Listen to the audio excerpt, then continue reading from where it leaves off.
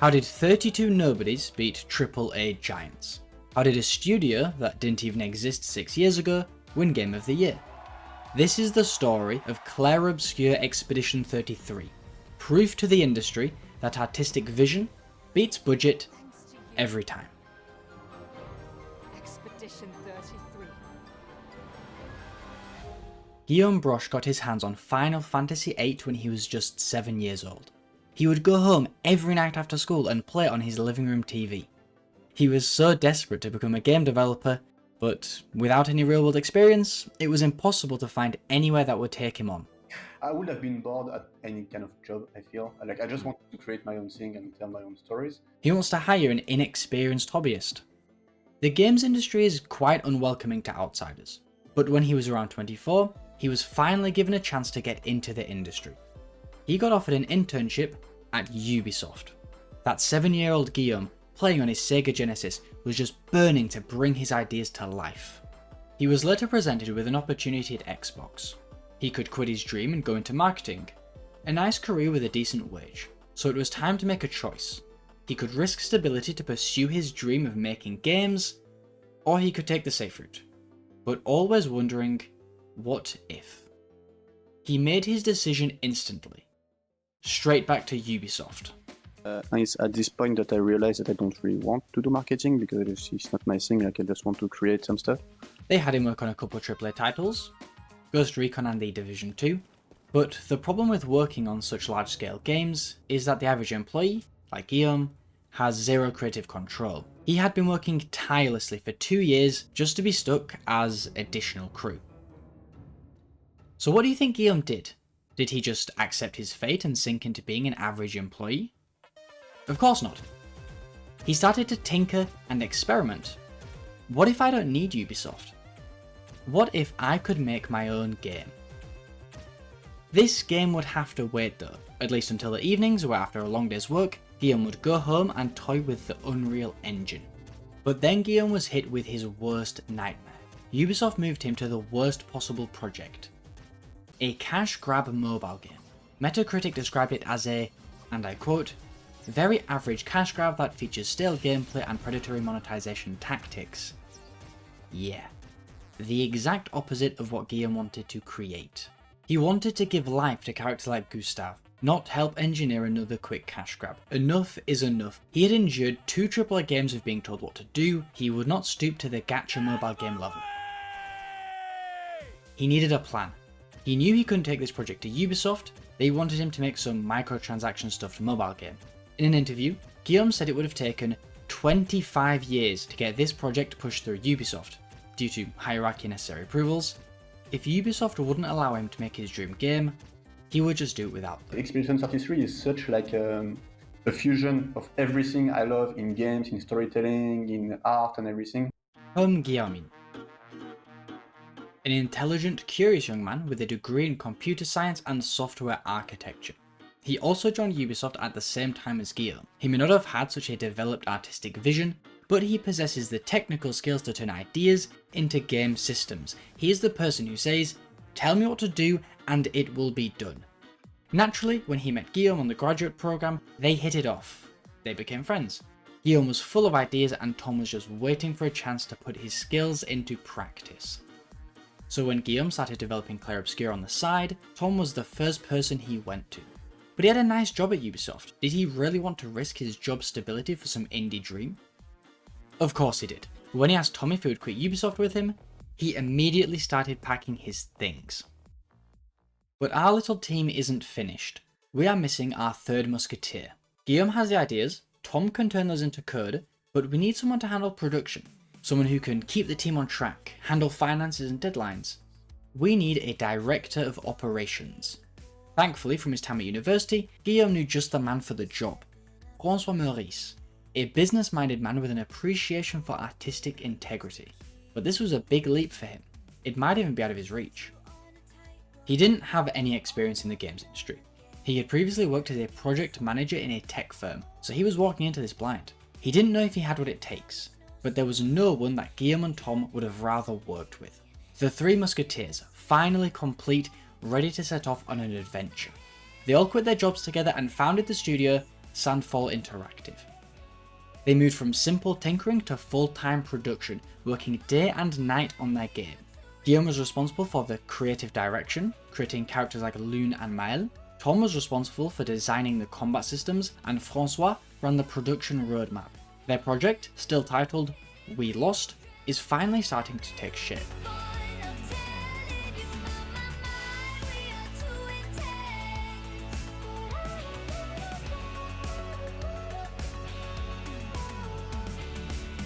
But the shape it was taking wasn't right.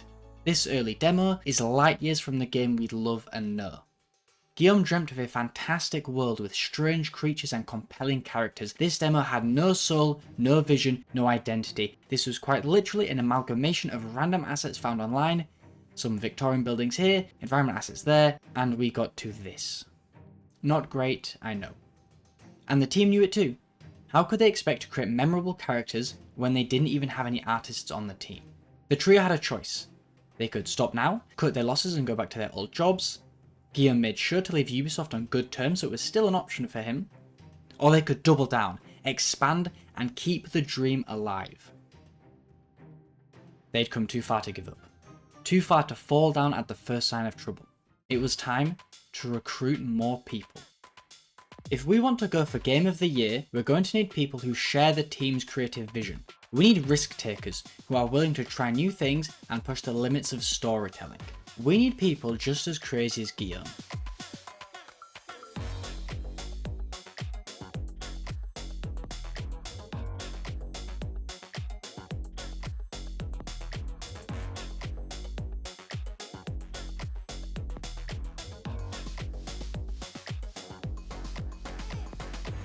Nicolas Maxon Francôme, known for his distinctive style and out-of-the-box ideas, he caught Guillaume's eye whilst he was scrolling through ArtStation. Guillaume knew nothing about this man, but his work told him everything he needed to know. This is a man with a vision and inspiration. Could he be the one to bring that touch of personality to our cold demo?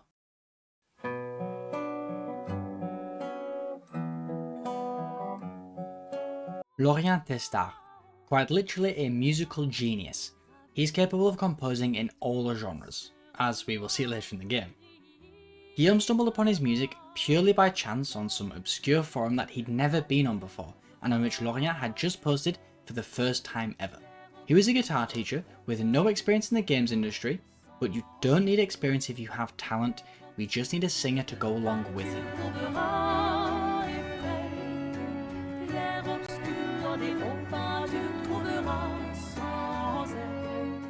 Alice Duport-Percier. Need I say more? She has the perfect voice to match the spirit and identity of the game. Her singing would bring Lumière to life. Our philosophy has never been to over-explain anything. We trust the player and their ability to put the pieces together. Initially brought on as a voice actor, it became immediately apparent to the team that she had so much more to offer. Jennifer Svedbergian went out of her way to add notes and rewrite dialogue sections. Despite being found from a Reddit post, it became apparent she had real creative aspirations. Guillaume promoted her from voice actor to lead story writer, confident that talent outweighs experience and that she would fit right into the team. The core team is now complete. A few more hires will be made here and there, but we have now filled the main creative roles.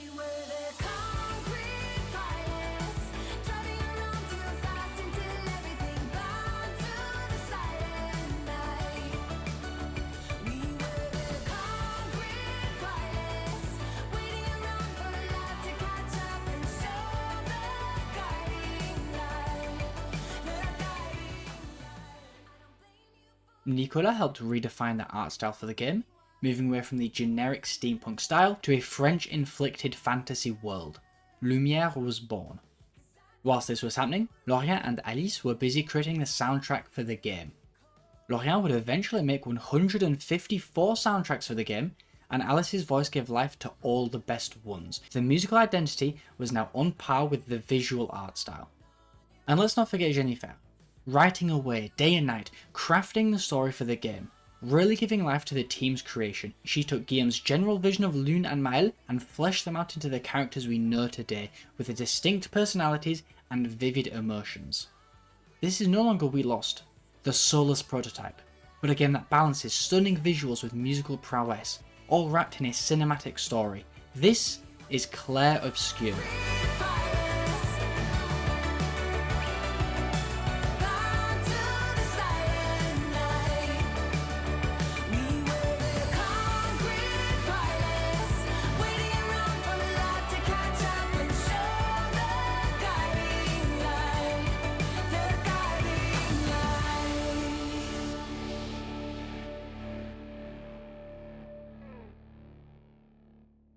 We are now completely into the production of Clair Obscur. When the team was at around 15 people, Guillaume decided they needed an official office space.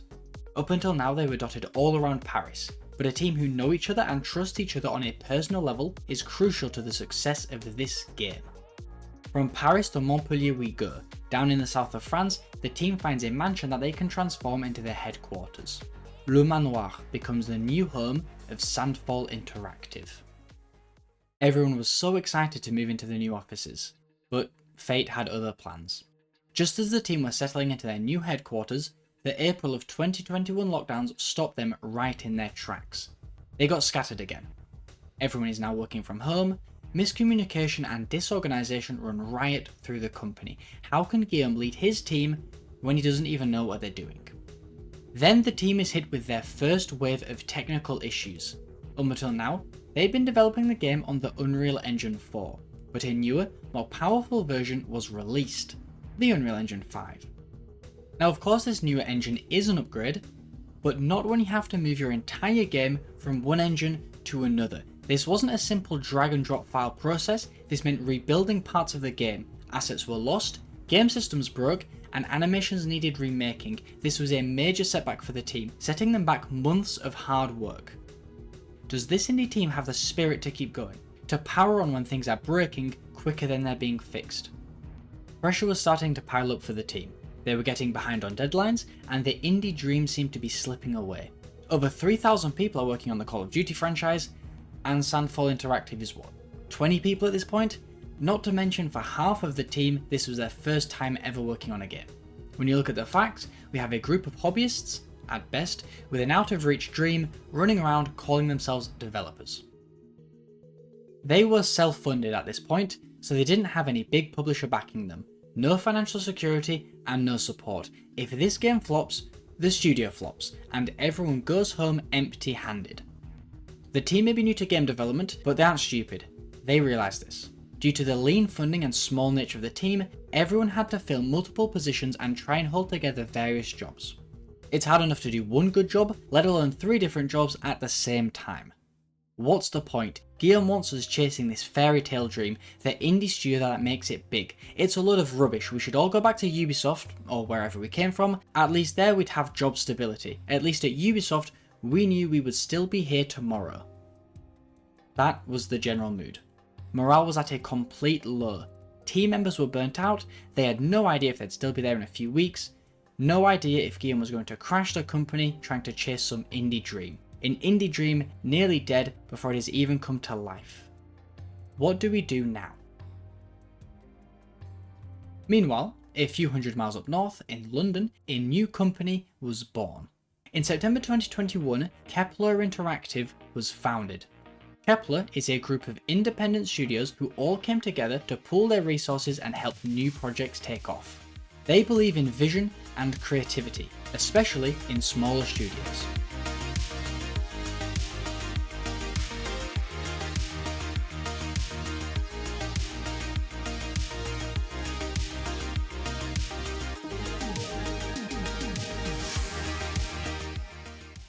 Now it just so happens that around the time Kepler is looking for new partners, there is a struggling indie studio out there, with big dreams but on the edge of ruin. Could this be the lucky break Sandfall needed? Could this be their golden opportunity to finally achieve their dreams? Kepler brought in millions of dollars of budget, helping them kick off a real marketing campaign and bring in a star-studded cast of voice actors. Andy Serkis, the guy who played Gollum, was to play Renoir. Ben Starr, known for playing the main protagonist in Final Fantasy XVI, played Verso. I'm Ben Starr and I play Verso in Clair Obscur Expedition 33. New funding allowed Sandfall to build a motion capture studio in their office, allowing them to make all of these amazing cutscenes. The sun was shining on Sandfall once more, and the team got right back in there. Bosses, biomes, characters, the team worked tirelessly, constantly adding new features and gameplay elements. The lockdowns were now lifted, so everyone was back in the office, a team of 32 staff, all brainstorming and pooling their creativity. Everyone was behind Guillaume's artistic vision. He had the money, the staff, the facilities. It was just a question of time until he could release his chef-d'oeuvre. And that time was now getting close. At the Xbox showcase of summer 2024, Clair Obscur was announced for the first time. Its artistic beauty and captivating world immediately caught people's eye. This was a game like no other. Some small concerns of the turn-based combat system were raised, but these were quickly shrugged off. You could see the passion that had gone into this game. From YouTube videos to gaming articles to community discussions, everyone was talking about this game. Everyone was burning to see if this strange, yet beautiful, French RPG could sell the dreams that it had promised. Soon she'll wake and paint again. Paint a new number, ticking down every year. 4 months out from release, the game was really in its final stretch of development. All of the high-level systems and core story ideas had been finished and finalised, but the team still needs to add some more enemies here and there, add finishing touches to the environment, and generally polish the game. There's not too much pressure on the team, it's just like another day in the office. 1 month. The game just hit gold status. That means the final build is complete. All that's left now is the final polish and starting to ramp up the marketing for the game. Interviews are starting to ask questions, the public are criticising every little snippet of gameplay. This is where doubts start to creep in. Will the public actually like our game? 1 week. The game is completely finished, but it weighs heavy on the shoulders of Sandfall Interactive. They've spent the past 5 years of their life on this. It could make or break the studio. All they can do now is prepare themselves mentally for release. 1 day. Waiting. Sitting around. Watching the clock slowly tick away until release. All the devs were gathered together in the studio, celebrating, and silently fearing, the release of Clair Obscur. Have we just wasted 5 years of our life, or are we about to break the industry? Clair Obscur Expedition 33 is a chef-d'oeuvre. The artistic vision is spot on. Take any scene from the game and it's a painting. The story and characters are so complex, their perfect imperfections leaves us on the edge of our seat at all times. My other story is literal cinema. The combat is perfect, it's demanding, but it's fair, and it has a great learning curve. The game sold millions of copies, its reviews are absolutely insane, and it basically got nominated for every category at the Game Awards. It got 12 nominations. Sandfall did it. These 3 men did it. Guillaume did it. He had a dream, he had a vision. He wanted to show the world what it meant to create stories. Sandfall didn't make a game, they made art. They combined everything, music, storytelling, art, gameplay, everything into one experience. But the success of the game didn't stop there. As I said, the game got 12 nominations at the Game Awards, which means it went to the Game Awards.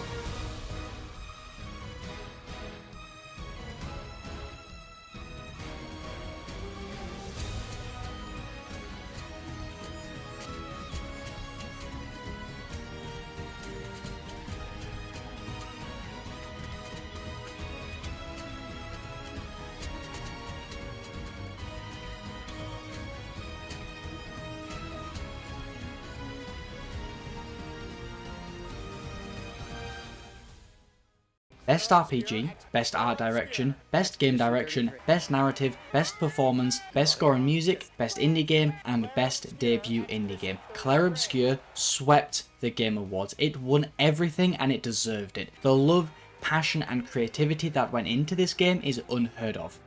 But there's one more category that Clair Obscur was nominated for. One more that it had a chance of winning.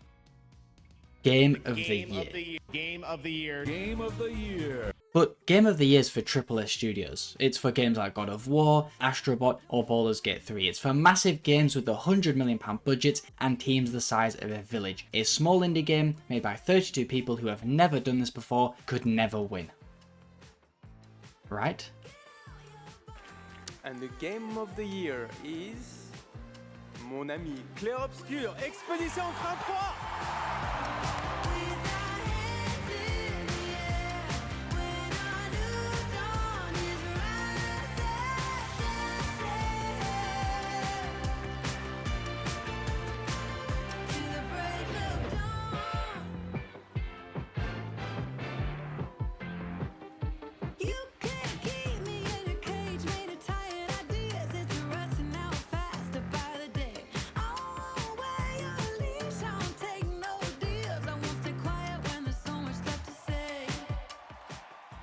This was supposed to be a joke. The Barbarian Narnia. I have no idea what's happening. Well, I want to thank first the incredible team at Sandfall Interactive. They are not watching from home as we brought literally everybody here to celebrate with us. So I love you guys.